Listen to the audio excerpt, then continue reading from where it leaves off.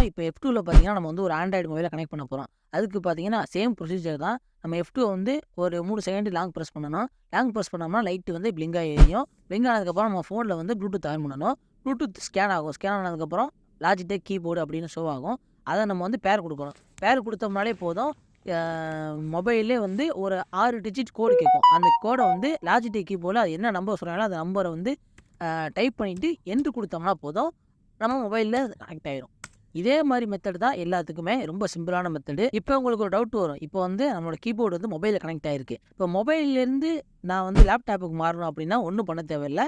நம்ம வந்து F1ல ஏற்கனவே நம்ம லேப்டாப் கனெக்ட் பண்ணி வச்சுருக்கோம்ல, F1 வந்து மறுபடியும் லைட்டாக ப்ரெஸ் பண்ணால் போதும். அது வந்து நம்மளோட கீபோர்டு செட்டிங்கு, ரிசீவர் எல்லாமே வந்து லேப்டாப்புக்கு போயிடும். லேப்டாப்பில் நீங்கள் டைப் பண்ணலாம். அப்புறம் நீங்கள் அதே வந்து லேப்டாப்பில் டைப் பண்ணி முடிச்சுட்டு இப்போ நீங்கள் மொபைலுக்கு வரீங்கன்னா F2 கிளிக் பண்ணீங்கன்னா போதும். அது டக்குனு மொபைலுக்கு வந்துடும். மொபைலில் நீங்கள் அப்படியே டைப் பண்ணிக்கலாம்.